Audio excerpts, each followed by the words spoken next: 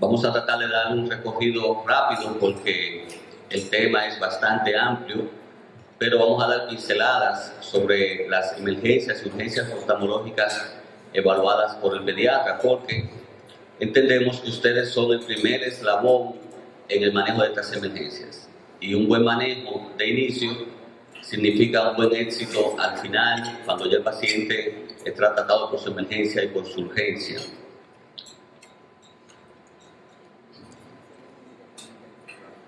Básicamente, tenemos que definir qué es una emergencia y qué es una urgencia, porque muchas veces los términos se confunden. Como pueden ver aquí, una urgencia necesita una inminente atención por parte del sujeto que sufre la emergencia o de su familia. La Asociación Médica Americana define una urgencia como aquella condición en que el paciente o su familia debe ser asistido de una manera inmediata. Ya cuando hablamos de emergencia, ¿cuál es la diferencia? La emergencia debe ser asistido de manera inmediata también, pero se pone en peligro la vida del paciente o la función de algún órgano. Y eso es importante para nosotros los oftalmólogos. Muchas veces en nuestras consultas no necesitamos de medios muy sofisticados para hacer un diagnóstico. Y es por eso que voy a entrar a una parte del examen clínico que es muy importante para ustedes los pediatras, antes de pasar a las patologías. Esto que ustedes ven acá se refiere al reflejo rojo, que como ustedes ven, todas estas personas, entre ellos la Asociación de Oftalmólogos Pediatras de Estados Unidos, la Academia Americana de Pediatría, nos habla de la importancia del reflejo rojo para detectar ciertas anomalías como catarata, glaucoma, retinoblastoma, anomalías de la retina, enfermedades sistémicas con manifestaciones oculares y errores refractivos altos. Ese reflejo rojo, ¿cómo lo buscamos?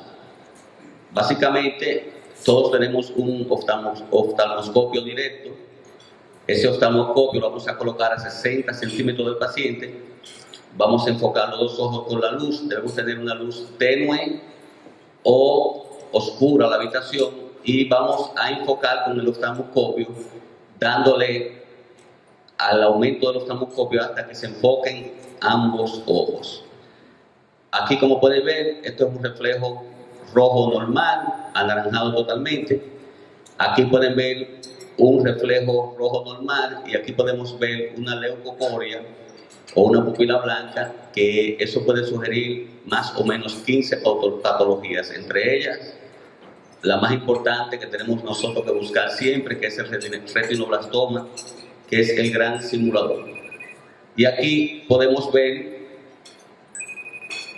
un reflejo rojo normal y un reflejo rojo anormal que sugiere también, puede ser una catarata.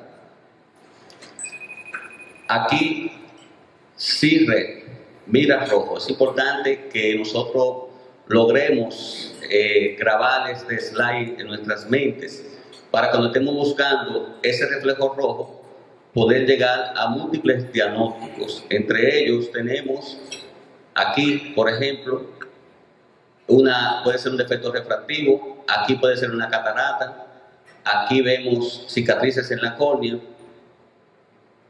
y así sucesivamente. ¿Por qué le hablo de reflejo rojo? Porque vamos a entrar en una urgencia pediátrica que es la leucocoria. Pupila blanca o reflejo blanco pupilar.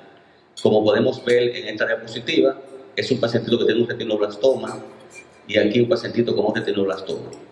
Entre las causas que me interesan hoy vamos a hablar de retinoblastoma y de cataratas. Sabemos que la catarata congénita, su estadística es muy variable. Se habla de 1 a 15 por 10.000 nacidos vivos. En otros lugares se habla de 15 por 10.000 nacidos vivos. Nosotros en el país lamentablemente no tenemos casuística, pero le informo que en el hospital donde trabajo, una vez se nos sucedieron 200 cirugías de cataratas y al cabo de los 2 años se acabó el subsidio de las cirugías, es decir, que estamos hablando de 100 cirugías de cataratas congénitas en niños. O sea, es muy alto el porcentaje. Sabemos que los casos pueden ser unilaterales, bilaterales. La etiología regularmente en la mayoría de los casos es idiopática, un 60% para los casos bilaterales. Pero lo más importante para nosotros los oftalmólogos y para ustedes los pediatras es que el promedio de cirugía debe ser a las 4 semanas de vida. ¿Por qué? Porque sabemos que de 0 a 2 meses es el periodo de mayor daño a lo que es el desarrollo visual. Es el periodo donde hay mayor susceptibilidad que se desarrolle el nistagmo, que no se desarrolle la visión central, aún hagamos cirugías de catarata. Entonces, por eso es importante que estos pacientes se diagnostiquen y su procedimiento quirúrgico sea hecho antes del mes. ¿Por qué? Cuando lo operamos después de las 14 semanas de vida, el pronóstico visual es muy malo. Para los casos quirúrgicos, las cataratas bilaterales tienen mejor pronóstico visual que las cataratas monoculares, o sea, la de un solo ojo.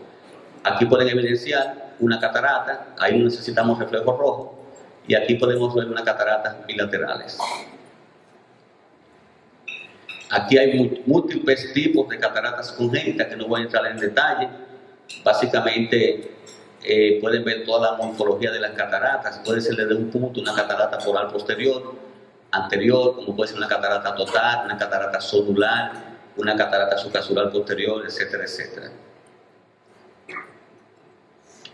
La otra entidad que es una urgencia para nosotros y para ustedes los pediatras es el retinoblastoma. Es el tumor intraocular más frecuente en niños. Hablamos de 1 en 15.000. Y su periodo de aparición es en menores de 6 años, con un promedio de 1.5 años. Si no hacemos el diagnóstico de esta entidad, entonces nosotros sabemos que ese paciente sin tratamientos, sin diagnóstico, tiene una mortalidad de 2 a 4 años después del diagnóstico. O sea que es importante que nosotros, como oftalmólogos y ustedes como pediatras, que son los que manejan el gran volumen de niños, siempre pensemos en esta entidad. En el hospital, lamentablemente, vemos muchísimos casos de niños que fallecen por un diagnóstico tardío o por falta de consejería genética. Hay una madre que tiene 3 hijos con retinoblastoma. Si él ha dicho que no tenga más hijos, que es un problema genético de ella, y lamentablemente la madre sigue aferrada a tener hijos y es una pena para todo el mundo. Aquí podemos ver con la tomografía el retinoblastoma que está en un estado endofítico. Nosotros queremos en estos pacientes, evidentemente cuando se hace el diagnóstico, se hace una enucleación del globo, tratando de tomar la mayor parte del nervio óptico. Liberamos todos los músculos del globo ocular para poder así estirar hacia afuera. Y si la patología nos reporta invasión del nervio, básicamente ese niño se sigue.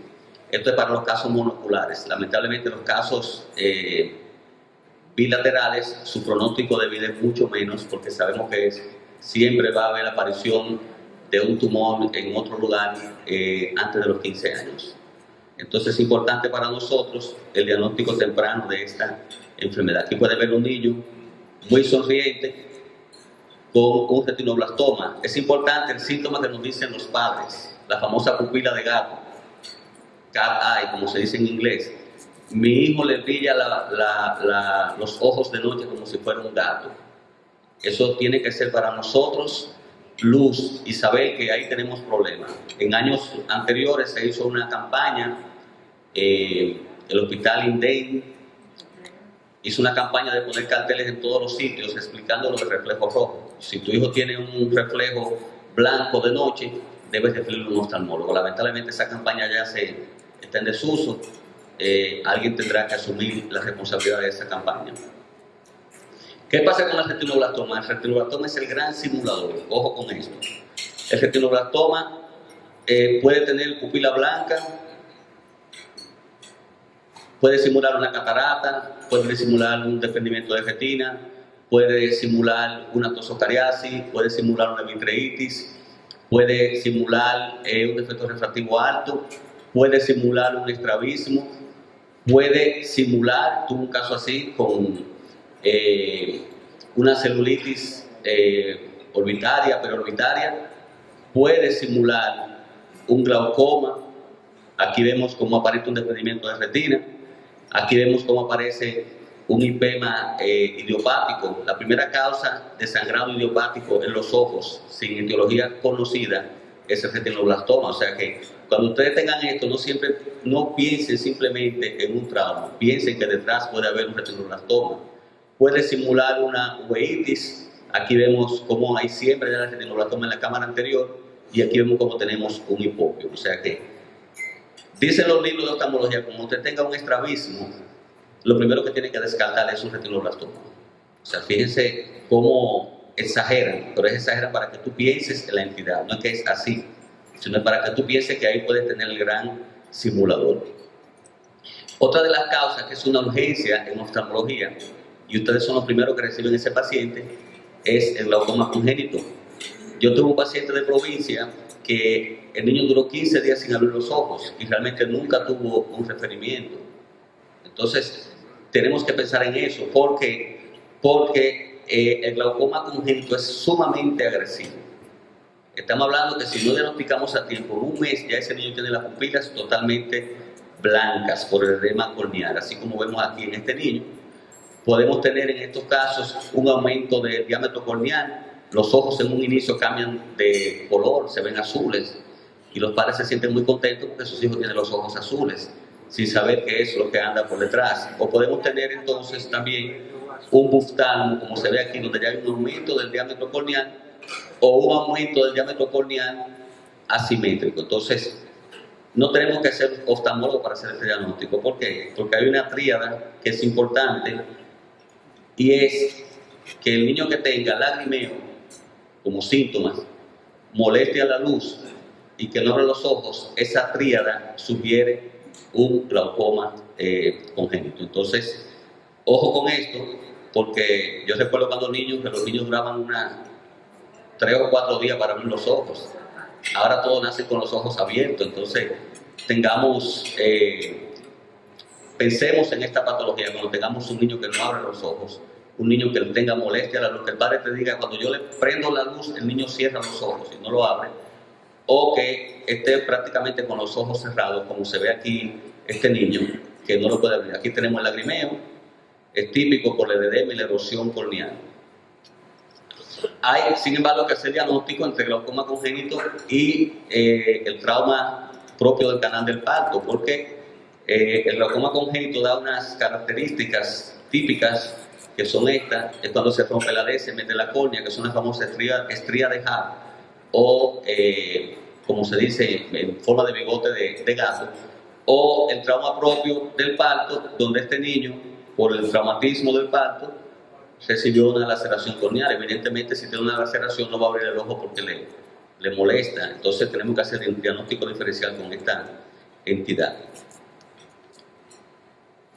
Ya entrando en una parte de emergencia y otra parte de urgencia, porque en la oftalmia neonatorum algunas son urgencias, otras son emergencias, y ustedes son los que reciben estos niños. Entonces es importante que tengamos un diagnóstico precoz de qué tiene el paciente. Ahora mismo, con el comportamiento que está teniendo nuestra sociedad en cuanto a comportamiento sexual, vamos a tener otra vez de retorno muchas enfermedades que habían desaparecido. Eso uno lo ve mucho a nivel de los hospitales, pero a nivel de consulta privada también hemos recibido pacientes con este tipo de patología. Sabemos que cuando hay oftalmia neonatorum vamos a tener secreción purulenta, mucopurulenta, puede haber uno o ambos ojos enrojecidos con inyección conjuntival y tenemos que hacer diagnóstico diferencial con dactiocistitis y glaucoma congénito. Aquí tenemos lo que es una emergencia para nosotros, que es la oftalmia neonatorum por Neisseria gonorrhoeae. ¿Okay? Esta aparece la primera semana de vida, vamos a tener secreciones profusas, vamos a tener producción de membranas y vamos a tener secuelas que pueden producir ceguera porque se perfora la córnea o porque produce una cicatriz. O sea, hay lo que vemos aquí, una liquefacción de la córnea. La córnea se derrite, es el término. También tenemos la oftalmia neonatorum por clamidia. Ya esta es menos agresiva, esta es una urgencia. Aquí vamos a tener edema en el párpado inferior, vamos a tener edema en los párpados, vamos a tener secreción mucosa y vamos a tener una inyección ciliar conjuntival como vemos acá. Básicamente, este paciente va a tener un tipo de complicaciones que ustedes la manejan perfectamente. Pueden tener neumonitis y pueden tener otitis. El diagnóstico es un diagnóstico sencillo, no necesitamos grandes medios diagnósticos. Vamos a hacer un frote y vamos a hacer una nutrición con gran limpieza. Vamos a hacer cultivo de agar chocolate y agar sangre. Y esto es importante. Aquí, porque esto nos da una idea, es una regla de 5. Como para que no tengamos una mnemotecnia, regla de 5. De 0 a 5 días, si tenemos secreción mucopurulenta, debemos pensar en un gonococo. De todas, esta es la más importante, porque esta, si no tratamos al paciente, vamos a tener pérdida totalmente del globo ocular. Entonces, una emergencia, o sea, porque puede haber un daño del órgano, un daño del ojo. De 5 días a 5 semanas, si nos aparecen las secreciones mucopurulentas, pensamos en clamidia, y de 5 semanas a 5 años, pensamos en un estreptococo o un hemófilo. Entonces, es más o menos para que tengamos un esquema. Ya aquí es parte del tratamiento, eso ustedes lo conocen mejor que yo. Regularmente lo que a mí me corresponde, y aquí hay pediatras que me conocen, yo no trato a un paciente pediátrico solo. O sea, yo simplemente hago diagnóstico, me siento con el pediatra y analizamos qué vamos a usar. Porque los pediatras son los que dosifican, son los que conocen los riesgos y están probablemente súper actualizados en manejo de antibióticos. Esto es lo que recomienda el libro de Kenneth Wright, que es el libro de oftalmología pediátrica, para el manejo de esas patologías. ¿Okay? Lamentablemente en nuestro país no tenemos eritromicina en ungüento. Solamente el único ungüento que tenemos es de tobramicina y de ciprofloxacina, que no debe usarse en niños porque produce cristales sobre la córnea. O sea que lo único que tenemos para tratar aquí, lamentablemente, es la tobramicina. Otra entidad que merece nuestra atención es el herpes congénito.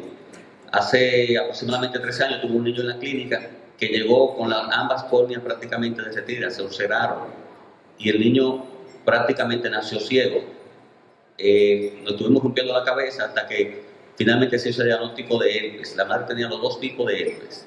O sea que lamentablemente es un niño que hoy está ciego.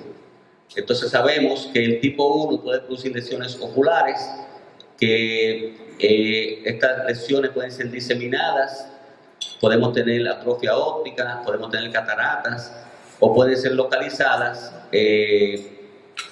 con úlceras herpéticas por su morfología bastante conocidas. Aquí tenemos, por ejemplo, un paciente que se le hace una tinción, donde podemos ver la úlcera herpética en forma de dendrita, de alga. Aquí también, aquí vemos que es mucho más amplia, y aquí tenemos ya un edema estromal de ese paciente. Vamos a hablar ahora de los traumatismos oculares. Que se sabe que la causa más frecuente de visita al pediatra con un niño, lo que corresponde a la parte de oftalmología, está la conjuntivitis. La segunda causa es cuerpo extraño y la tercera causa es el trauma ocular. ¿Quiénes están expuestos a este trauma? Bueno, en nuestra sociedad todo el mundo. Todos los niños están expuestos a este trauma. Cada quien se desenvuelve según su capacidad económica. Por ejemplo, aquí vemos este niño con un tirapiedra. Aquí vemos el famoso juego de ping-pong, que cantidades de niños llegan a la consulta que la balita le dio en el ojo con daños permanentes de sus órganos visuales. Tengo un niño que le quedó la pupila dilatada, tengo otro niño que hizo una catarata. O sea, es muy peligroso el jueguito. Y también por nuestra condición, aquí vemos que aquí hay 1, 2, 3, 4, 5, 6 personas montadas en ese motor. No tiene raza, no tiene color, o sea, todos estamos expuestos, hasta nosotros que no somos niños. Vamos caminando. Yo tengo un adulto que estaba viendo un juego de ping-pong y él fue que le dio la balita. O sea que todos estamos expuestos. Sabemos que dentro de los traumas y esto le va a llegar a ustedes, tenemos lo que es la abrasión corneal. ¿Qué es la abrasión corneal? Simplemente se lastimó la primera capa de la córnea, el epitelio corneal. Pero esto duele mucho, produce lagrimeo, produce fotofobia, produce sensación de cuerpo extraño. ¿Qué tenemos que hacer en estos casos? En lo que llegamos al oftalmólogo, usted básicamente va a ocluir ese ojo y va a poner un ungüento antibiótico de toramicina, que es lo que tenemos. ¿Ok? Entonces, cuando hay abrasión corneal, no debe usarse esteroides. Hay que tener mucho cuidado con el uso alegre de los esteroides. Mucho cuidado, porque el esteroide inhibe la cicatrización, número 1. Número 2, si nosotros no hacemos diagnóstico diferencial con una úlcera dendrítica que puede enmascararse, al ponerle esteroide también le estamos echando gasolina al fuego. O sea que tenemos que tener ojo con esto. Tenemos los cuerpos extraños en córnea. Le comentaba a la doctora antes de comenzar la conferencia que regularmente cuando llega una persona con cuerpo extraño a las emergencias, lo que hace el médico que le recibe es coger una solución salina y echarle a chorro. Eso no se quita así. Entonces hacemos iatrogenia. O sea, básicamente cuando usted tiene un cuerpo que se incrusta, eso hay que quitarlo. Entonces, ¿qué debe de hacer el pediatra? El pediatra básicamente va a ocluir ese paciente. En lo que llega al oftalmólogo, usted le pone un ungüento, lo ocluye, que sienta que el ojo no se mueva, y se refiere al oftalmólogo, porque esto hay que quitarlo con sedación, por varias cosas. Primero, un niño no se deja quitar esto en el consultorio. Y segundo, uno no sabe, cuando el cuerpo extraño está en córnea, si usted no está debajo del microscopio, qué tan profundo está el cuerpo extraño. Puede estar a espesor leve, medio espesor o espesor completo. Entonces, si tú lo quitas, este espesor completo, básicamente se va a aplanar la cámara anterior del ojo. Entonces, lo que nos corresponde es ocurrir ese paciente y referirlo al oftalmólogo. Tenemos múltiples causas de trauma. Tenemos trauma con fractura de la órbita, del piso de la órbita. Y estos traumas regularmente, como podemos ver aquí, que se pierde la continuidad.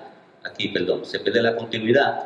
Entonces, ustedes que manejan estos pacientes, el manejo los primeros días es hacer el diagnóstico. Tenemos que usar esteroides sistémicos o esteroides orales, y estos pacientes, si tienen fractura del piso de la órbita, lo diagnosticamos antes de los 14, de las 2 semanas, perdón, no sucede esto. ¿Qué pasó con este paciente aquí? Aquí hay un atrapamiento del músculo recto inferior en el piso de la órbita que ya hizo su callo óseo.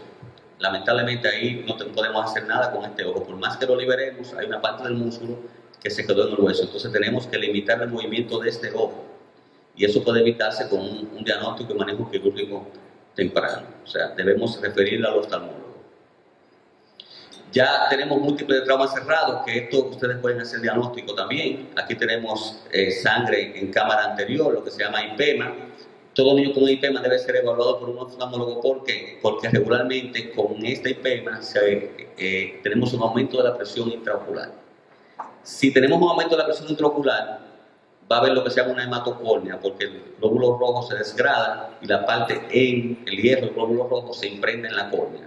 Entonces terminamos en un trasplante de córnea. O sea, fíjense, si manejamos las cosas correctamente desde un inicio, el paciente finalmente se beneficia. Podemos tener trauma ocular abierto. Ustedes básicamente lo que tienen que mirar las pupilas. Fíjense que esa pupila se deformó. Si usted ve que no está redonda, sabe que hay un trauma ocular abierto. Eso es un prolazo de iris. Aquí es algo más severo y aquí es leve. Si hacemos el diagnóstico y se opera antes de las 24 horas, básicamente lo que hacemos es limpiamos bien este iris, lo entramos y lo reponemos. Si lo hacemos después de las 24 horas, ¿qué tenemos que hacer? Cortar ese iris y botarlo. No puede entrarse otra vez porque ya es un tejido necrótico. Entonces, esto es una real emergencia en oftalmología. ¿Qué hacer antes de llegar al oftalmólogo? ¿Qué debemos hacer? Iniciar antibióticos tópicos, idealmente quinolonas. Tenemos el Vigamot, que es una quinolona, una mosifloxacina, funciona bastante bien. Vamos a hacer un parche oclusivo, un cono protector suave. Aquí no tenemos que apretar. Reposo relativo y analgesia. Y referir al oftalmólogo. ¿Qué no hacer? ¿Qué no hacer? No podemos poner antibióticos en ungüento, porque es un trauma abierto. Por ejemplo, el Vigamox, nosotros podemos inyectarlo intracamerular. Cuando yo opero catarata, se pone dentro del ojo y no pasa nada. El ungüento, todo el aceite y el químico del ungüento, entonces nos va a producir a nosotros una inflamación bastante severa. No usar esteroides. No podemos usar esteroides. No usar parche compresivo, como le digo, suave. Y evitar maniobras exploratorias donde se comprime el ojo. Las quemaduras químicas son muy comunes. Aquí sí, si tenemos una quemadura química, ahí sí tenemos que tomar una solución e irrigar bastante, lo más que se pueda, para tratar de retirar todo el químico. Lamentablemente hay sustancias como el amoníaco, que por más que usted irrigue, tiene la capacidad de penetrar dentro del globo ocular. El famoso ácido del diablo hace el daño porque tiene amoníaco. Sin embargo, el ácido de batería no penetra, pero el amoníaco sí penetra dentro del ojo. Y remitir urgentemente al oftalmólogo. Aquí tenemos diferentes lesiones por quemadura química, una leve, una ya severa y una donde hay una pérdida total del globo ocular. Lamentablemente los niños nuestros manejan muchísimos químicos. Yo tuve un paciente en la consulta que se metió un ratón debajo de un gabinete, cogió un baigón, le echó baigón y después prendió un fósforo. Y el niño se quemó totalmente la cara con las córneas, o sea, todo eso es posible. Y estoy hablando a nivel privado, o sea que tenemos que estar preparados para esto. Tenemos heridas en párpado y aquí ustedes juegan un papel excelente porque estas heridas en párpado no deben ser reparadas por un médico de una emergencia. Esas heridas en párpado deben ser reparadas por un médico, un oftalmólogo oculoplástico o una persona que tenga la destreza de poder reparar anatómicamente todas estas heridas, porque si se sutura mal, entonces perdemos la anatomía. Hay que saber dónde estamos, dónde va cada cosa. Entonces planchamos y enviamos al oftalmólogo. Ya tenemos la celulitis, que pueden ser presentales, pueden ser orbitarias. Aquí tenemos que saber la diferencia entre una y otra. La celulitis presentale es básicamente cuando se produce antes del septum orbitario. Se va a afectar el párpado, va a afectar parte del tejido ocular antes de entrar a los músculos extraoculares. Y esto regularmente vamos a tener enrojecimiento, aumento de la temperatura, hipersensibilidad. Los movimientos oculares están preservados y no hay dolor al movimiento. Esto es la celulitis presentale.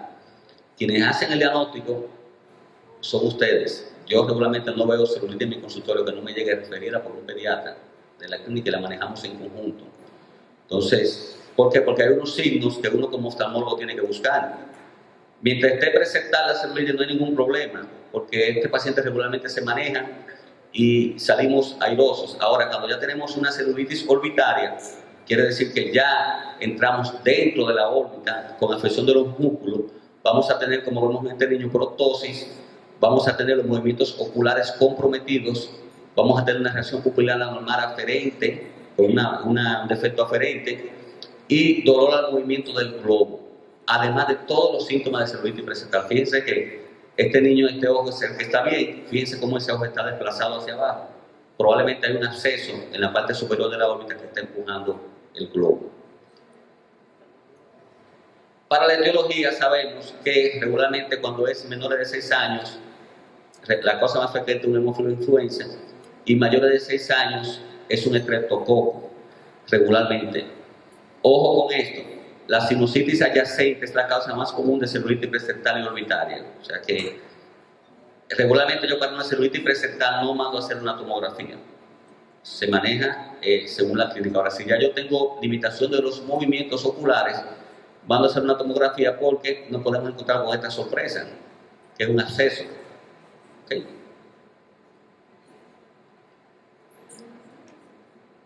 Entonces sabemos que la causa más frecuente de urgencia oftalmológica son ojos rojos, traumatismo y cuerpos extraños. Nunca se debe poner un ojo en un paciente que tenga secreción. Nunca. Y debemos enviar al oftalmólogo cuando tengamos, diplopia, hipema, quemaduras, fracturas y traumatismos oculares. Yo no puse la conjuntivitis viral pero sí le menciono que también es un motivo de visita al pediatra. Básicamente, con los niños, en mi experiencia, yo no uso gotas, yo prefiero usar el ungüento porque sabemos que la gente causa es el adenovirus.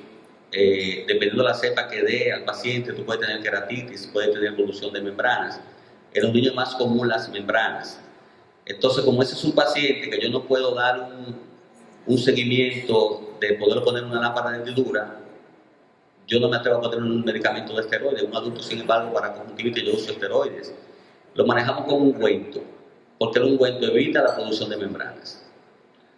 Usamos tobramicina, explicar a los padres que nunca le pongan el ungüento junto a los dos ojos, porque hace unos años yo fui paciente y me indicaron ese ungüento y no es agradable. Tú tienes una sensación de ceguera como por una hora.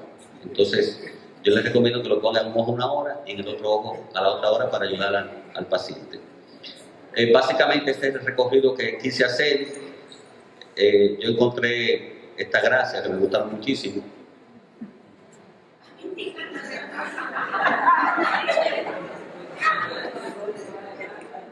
Muchas gracias por su atención.